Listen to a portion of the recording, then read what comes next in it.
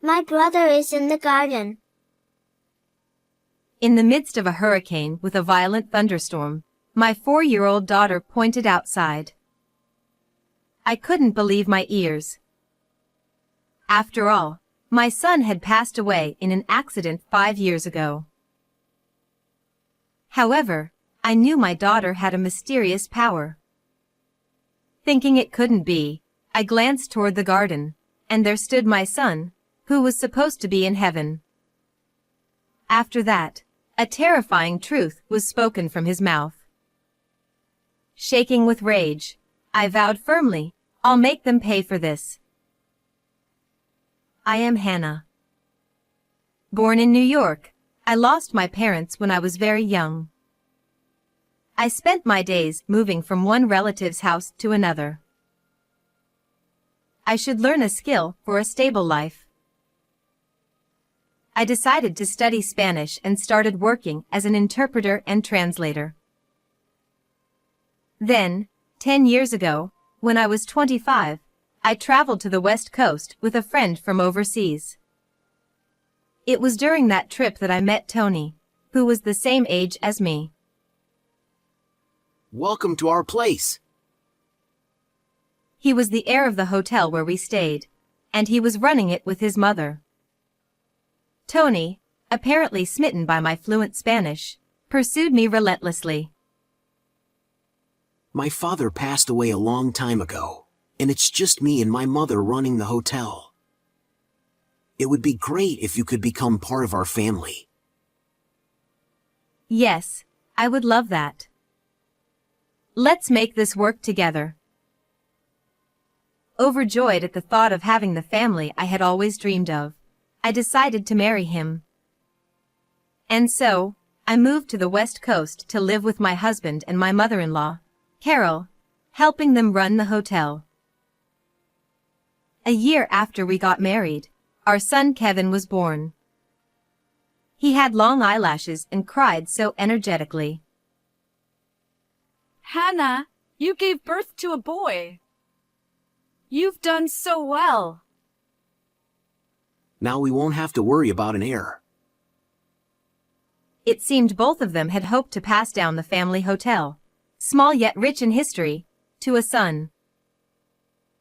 I never cared about the gender, but I'm happy they're so thrilled about the baby's birth. As I smiled, Tony and my mother-in-law were taking turns holding the baby as if competing for him. Then, when Kevin turned 4, something happened. We've decided to build another hotel on a small island, 3 hours away by car and boat. Suddenly, Carol excitedly announced her plan to expand the business and build a resort hotel on a remote island. Why in such an inconvenient place? But surely, she has a reason. While puzzled by the choice of location, I decided to support her in this new business venture. Little did I know that this new hotel, which would come to be known as the Annex, would drastically change the lives of Kevin and me. The Annex Hotel didn't make any profit after it opened and became deeply in debt. At first, guests came not only from within the US but also from South America, eager to experience the charming town. However, the staff only spoke English. As a result, the tourists who stayed for extended periods gradually stopped coming. Even guests from around the West Coast visited, but since the island lacked tourist attractions, most of them only stopped by without staying overnight. Hannah, you can speak Spanish, right? Become the landlady of the Annex. Frustrated with the hotel's lack of popularity, Carol summoned me to the office of the main hotel and gave me this order with a serious expression. Me? Are you sure you want me to? Hannah, you're really good at Spanish. Please, we're family, right? Standing next to my mother-in-law, Tony rubbed his hands together and bowed to me. It'll only be for a short while, just until the business stabilizes. After that, you can come back to the main hotel and take it easy. This is when family has to come together and unite. Her sharp voice in the word family stirred something deep in me, having grown up without one. If my language skills can be of use, I'll give it my all. That was the decision I made, but little did I know, it was the gateway to a living nightmare. Every day, I traveled 3 hours each way to the remote island, starting early in the morning. Good morning. The weather's nice today. Do you have any fish you recommend for tonight's hotel dinner? I valued my relationships with the islanders, focusing on local consumption and using local ingredients in the hotel. Fishermen and farmers would greet me warmly on the street, saying, "Hannah, you're full of energy again today." I just want, little by little, for this new hotel to be accepted by the islanders and people from around the world. I worked hard, creating a website, consulting with travel agents, and making steady efforts to improve. However, running a business wasn't so easy that immediate results could be seen. Hannah, another month in the red. What are you doing? At the end of every month, Carol would harshly reprimand me. She scrutinized every expense, and if something displeased her, I would endure a 2-hour lecture for each item. Many nights, she yelled at me until late. I can't believe you have no sense for business. You're always making Mom take care of Kevin. You need to take responsibility. I was ordered by Tony and my mother-in-law to cover the deficit using the savings I had built up during my single years. I barely had time to sleep, let alone spend with my son, so I didn't have the energy to argue back. You're driving away the guests with your fancy New York English. Exactly. You lack determination. You're not putting in enough effort. Running a business isn't a game. Harsh words thrown at me from both of them. Yes. I'm sorry. Ashamed of my own inadequacy, I hunched my shoulders and apologized, handing over my money to my husband and mother-in-law. The savings I had accumulated as a single woman were disappearing rapidly. During the time I was still obeying Tony and Carol, something unexpected happened. The smell of coffee. It's making me nauseous. I found out I was pregnant with our second child. How could you let this happen when things are so busy? You'll still need to work. Despite my severe morning sickness and feeling faint, Carol glared at me. If you're too sick to get on the boat, you'll just have to stay on the island. Pregnancy isn't an illness. Don't you dare get soft on me. As if I were being kicked out, I was made to live at the annex while pregnant.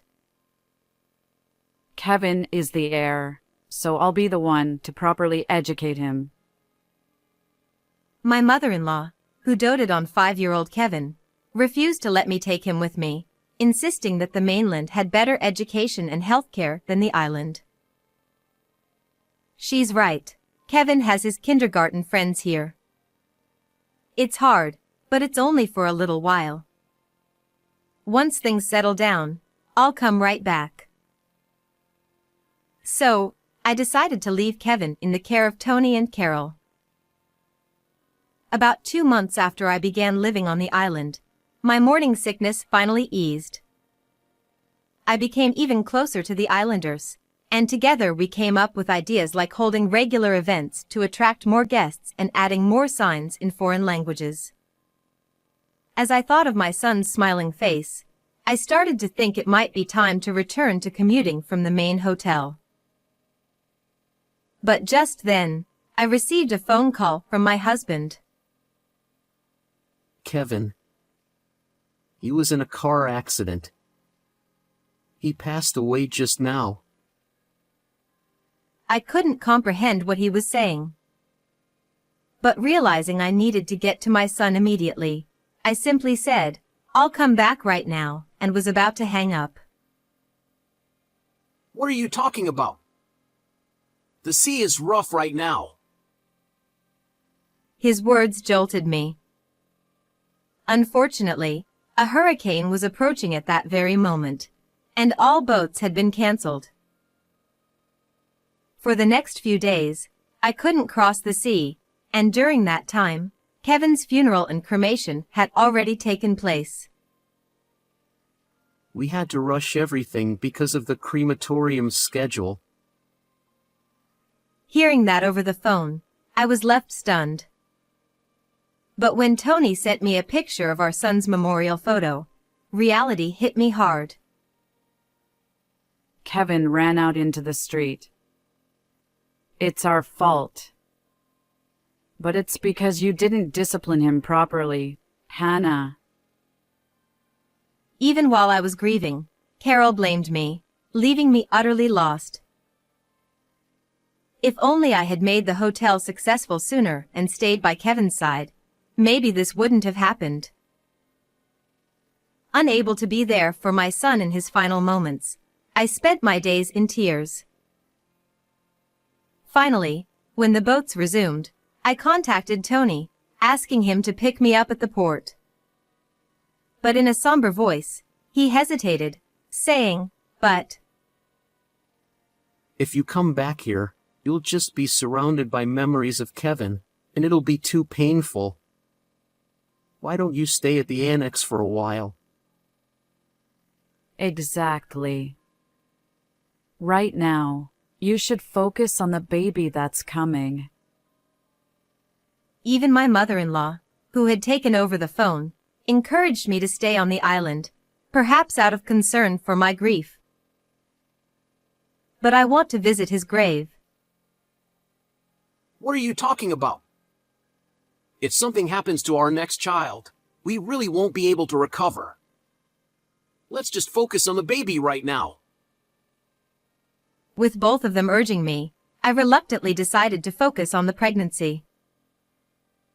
More than 6 months passed, and without returning to the mainland even once, I gave birth to our daughter, Kate, on the island.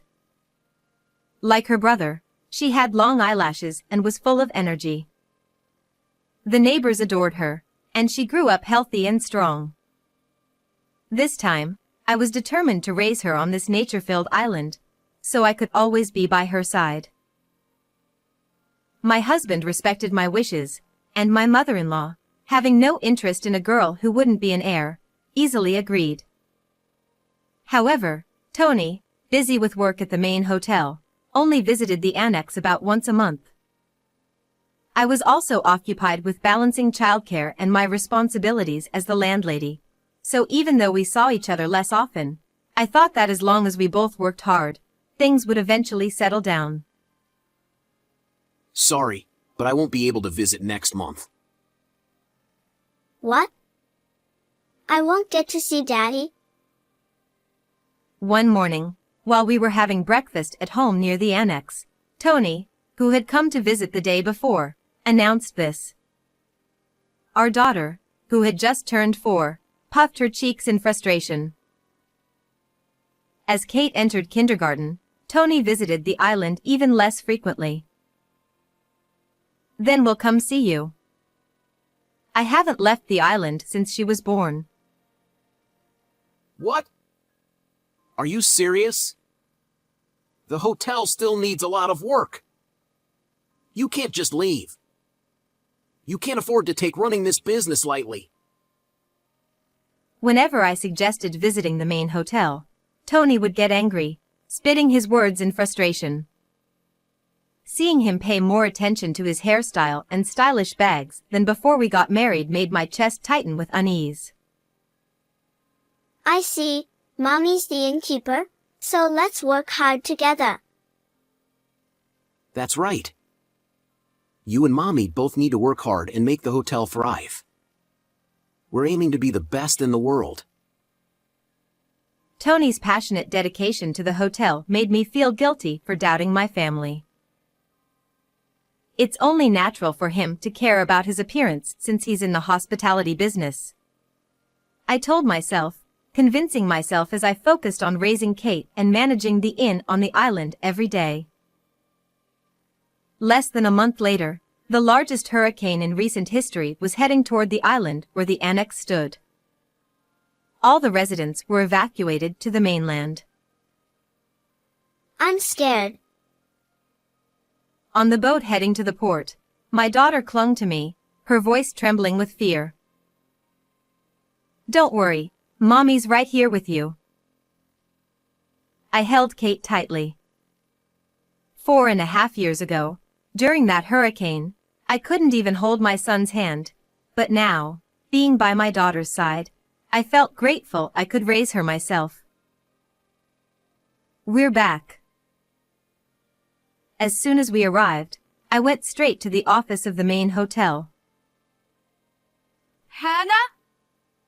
What are you doing here? And you brought Kate too. Why did you come here? Both Tony and Carol, who had been taking a break, screamed in surprise. "I'm sorry, but the hotels near the port are either closed or have no vacancies. I gave up my room to the islanders and came here instead." In fact, I had been instructed by them to stay at one of the hotels near the port so I could resume work as soon as the hurricane passed. I had changed my plans last minute, so their reaction was understandable, though it seemed a bit exaggerated. However, the familiar atmosphere of the main hotel brought back nostalgia, and I felt as if my son was nearby. The odd feeling quickly faded. Kate, on the other hand, was fascinated by the mainland hotel, looking around curiously for the first time. Tony quickly stepped in front of her, blocking her view. Coming all the way here during a hurricane is dangerous. You must be exhausted. There's a nap room available, so rest there. We've got guests here. And don't come out until we come to get you. In a fluster, they hurriedly ushered me and Kate into the room. Huh? Normally, they'd tell me to get to work. Their behavior puzzled me, but I decided to take the opportunity to unpack and relax. My brother is here. Suddenly, Kate, as if possessed, ran toward the window. She pressed her face against the glass and pointed to the garden. She had only ever seen her brother's face in photos. "Sweetie, like I've told you before, your brother passed away in an accident." No. He's really here. She interrupted me, her eyes wide with excitement, urging me to go into the garden. Could this be one of those moments? Kate had a mysterious gift for finding lost children. At large events like autumn festivals, when kids would wander off, Kate always seemed to find them quickly. The islanders would praise her, calling her Detective Kate or the child-finding master, which always made her beam with pride, often asking me to pat her head. Could there be a guest's child lost in the garden? It's dangerous with the hurricane coming. I quickly stopped unpacking and took her to the garden. What I saw there shocked me beyond belief. A boy with brown hair blowing in the strong wind stood there, looking strikingly like my son. "Kevin. Kevin, is that you?" It felt like a dream, but there was no mistaking it. His long eyelashes, the shape of his nose that resembled mine, the mole on his cheek. He had grown taller over the past 4.5 years, and at 9 years old, his age and appearance confirmed he was my son. I ran toward him. He stared at me and whispered, "Mom? How is this possible? What's going on?" As I hugged him tightly, crying uncontrollably, Kevin also began to cry. Kate toddled up behind us, gently patting our backs. With the wind picking up, I led Kevin to a sheltered spot in the garden to hear his story. What he told me was nothing short of horrifying. What? How could this be? Fury boiled inside me as I listened, and in that moment, I swore I would take revenge. From that point on, I moved with a sense of urgency I didn't know I possessed, preparing for my revenge. I made Kate and Kevin promise to keep quiet about finding him. I'll rescue you, I promise. Just hang in there a little longer. Both children nodded firmly at my words. I reached out to contacts, setting everything into motion. 2 weeks after reuniting with my son, the hurricane's impact turned out to be less severe than expected, and we were able to hold the scheduled 5th anniversary celebration for the Annex Hotel. All the preparations I made for this day. The large banquet hall was lined with tables and chairs, all ready for the guests. Dressed in a simple gown, I prepared to welcome everyone. For the celebration, I had invited the entire island community who had always supported us. Though Tony and Carol had said, no need to invite people from the mainland since it's so far, I secretly invited them anyway. It was clear why they wanted to keep me isolated on the island, limiting my relationships to the islanders. They didn't want anyone to tell me that Kevin was still alive. Why are people from the main hotel here? Even teachers from the mainland elementary school are here. Seeing familiar faces among the guests, both Tony and Carol shot nervous glances at me, clearly flustered. If you're this shaken up before the event has even started, you're not going to last the rest of it, I thought, hiding a smug smile as I guided the guests to their seats. Thank you all for coming today, I said into the microphone from the host's seat. The islanders responded with cheers and applause, while Tony and Carol stood to the side, nervously eyeing the unexpected mainland guests, worried I might speak to them. Ignoring them, I began showing a video presentation on the large television screen, showcasing the journey of the hotel over the years. It wasn't just about the hotel's development, I also talked about how we had worked hand in hand with the islanders. We organized fireworks shows, night fishing tours, and illuminations to attract domestic visitors, encouraging them to stay overnight rather than just visiting for the day. In the summer and fall, we held regular food and drink events with night stalls. For international tourists, we added multilingual signs and menus so they could enjoy their stay even without speaking the language.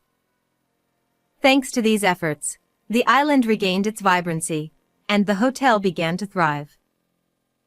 Over the course of 5 years, the Annex had turned into a profitable business.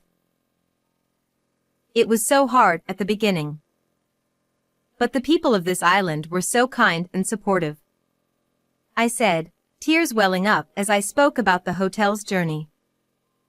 The islanders, too, dabbed their eyes with handkerchiefs, nodding and smiling.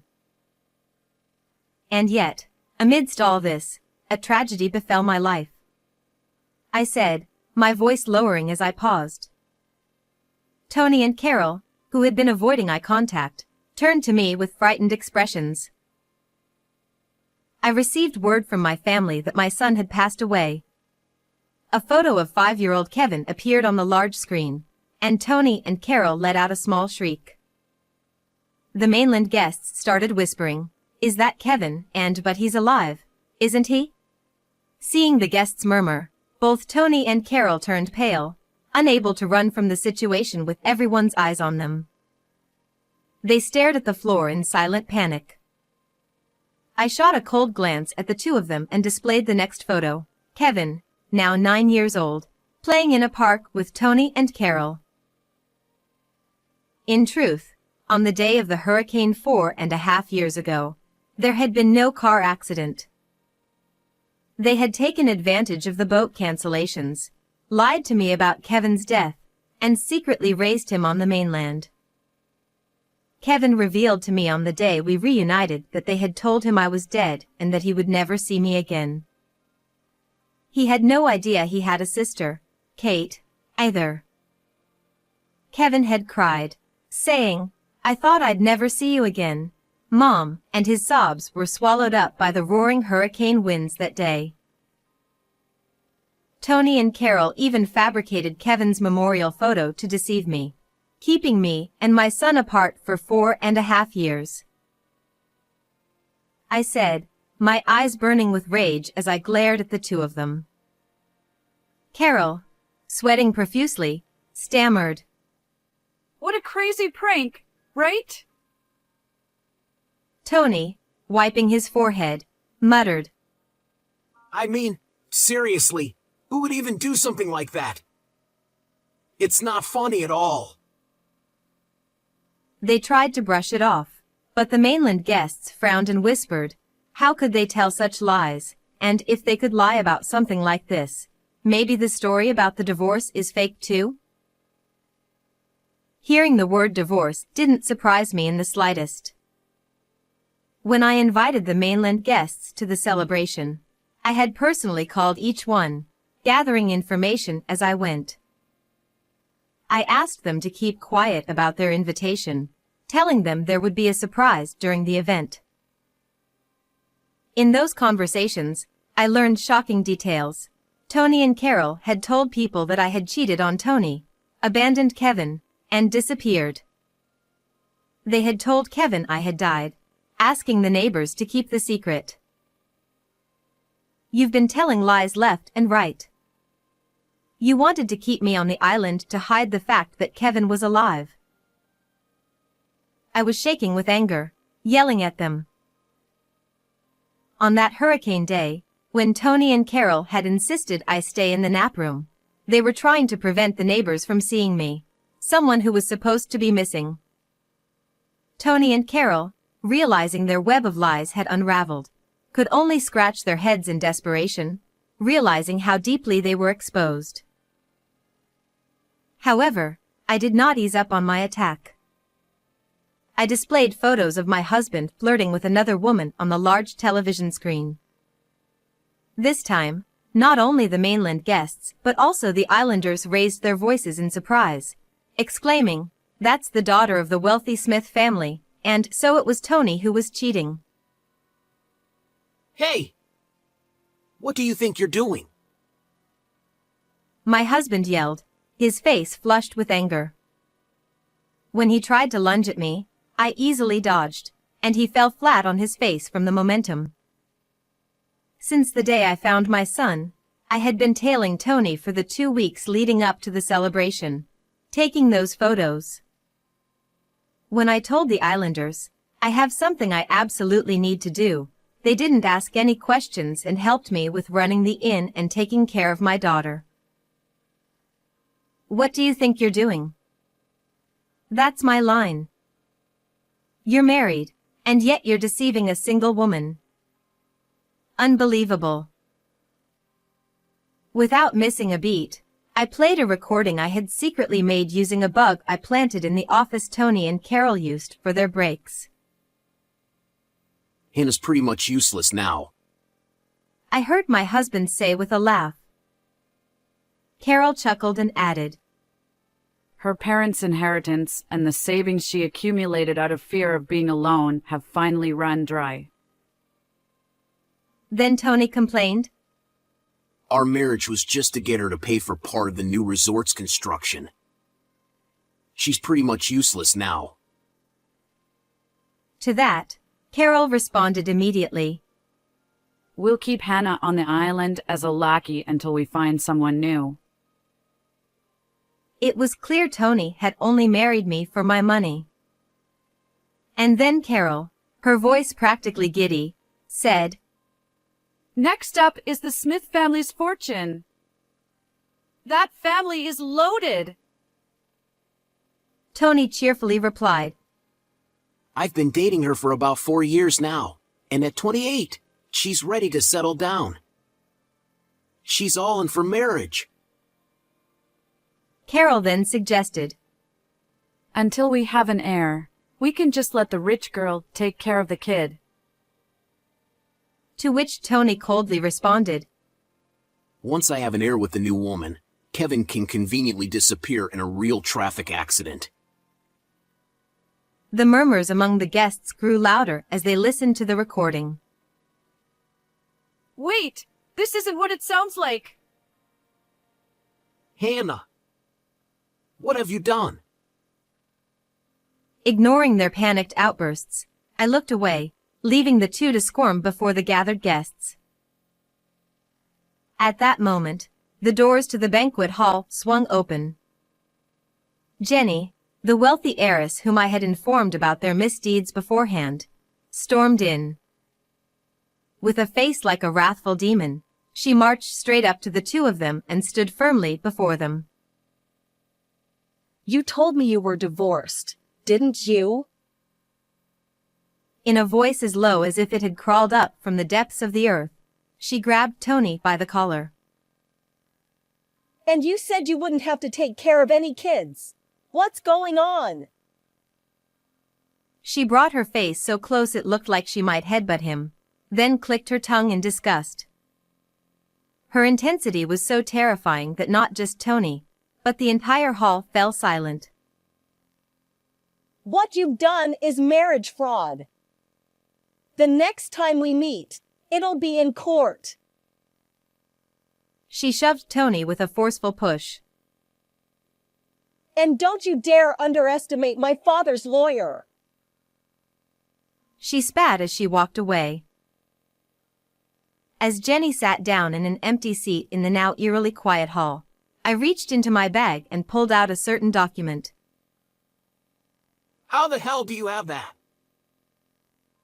My husband shouted, panic setting in. It was a loan document. On the day I found my son, while they were busy with hurricane preparations, I had secretly investigated Carol's office in the main hotel. While going through the documents she kept there, I made a shocking discovery. Before Tony and I got married, they had already failed once at building a new hotel. And yet, undeterred, Carol had purchased cheap land on the remote island, thinking it would make for a good resort, even though it was clearly unprofitable. The total debt was $10 million. In their desperation to recover from their failing business, they had targeted women with money. You've constantly accused me of not having enough determination, not working hard enough, and not being capable of running the business. But the ones who are truly incompetent are you too. I held the $10 million loan document high for all the guests to see. Oh, no! Stop it! Their faces turned bright red as they tried to snatch the document from me, hurriedly folding it up and stuffing it into Tony's pocket. But before they could breathe a sigh of relief, I thrust another document in front of them, a life insurance policy. I found this life insurance policy under my name in Carol's office, but I don't remember signing up for it. I tilted my head in mock confusion, watching their faces grow tense. They had been plotting to use my death to pay off their debts. The guests, horrified by their string of misdeeds, whispered, "We can't associate with people like them anymore. Divorce it is. I'll be working with my lawyer to ensure I get custody of the children, as well as alimony and child support." I looked at them with contempt, declaring loudly and clearly, But we owe $10 million. That's impossible. Okay, let's just calm down for now. We can work things out. Desperate, Tony and Carol began trying to appease me. Don't make me laugh. Why would I believe anything from people who have targeted both my money and my life? You can rot in hell. I yelled at them with such fury that, unable to contain themselves any longer, the islanders rose to their feet. Never show your face in front of Hannah again. Get off this island, you heartless monsters! They shouted, gathering around me to protect me. Surrounded by the enraged islanders, Tony and Carol shrank in fear, too terrified to speak. Thank you all. So much. I said through tears, overwhelmed with gratitude for the islanders' support. Soon after, the lawyers Jenny and I had called arrived, and the two were dragged off to another room to discuss the divorce and alimony. It was thrilling to see them leave dejectedly, as the guests and I bid them farewell with applause. After that, my divorce from Tony was finalized, and my son, who had been separated from me for so long, safely returned to my side. Not only did Tony make an enemy of me, but also of a wealthy family, and he will undoubtedly be crushed in court by the lawyers. He's left with millions in debt, along with $100,000 in alimony and $200,000 in child support, $300,000 in total. His reputation has hit rock bottom, the hotel is up for sale, and he's no longer capable of managing anything. No doubt he'll live a miserable life, constantly chased by debt collectors, barely scraping by. By the way, Jenny's father personally thanked me, saying, "Thank you for exposing their wrongdoing before my daughter could marry him." And he did something incredible. Recognizing my initiative and management skills, he bought the island hotel that had been put up for sale. He made me the manager of the hotel. He also pledged support for the entire island, and now I'm busy every day with revitalizing the town. My son and daughter, who now live with me at the hotel, help out a lot and have become the face of the hotel, not just as a brother and sister, but as our star duo. We're enjoying life together as a family. One day, I hope you'll come visit our hotel, too. How did you like today's story? Don't forget to subscribe to the channel. I'll see you in the next video.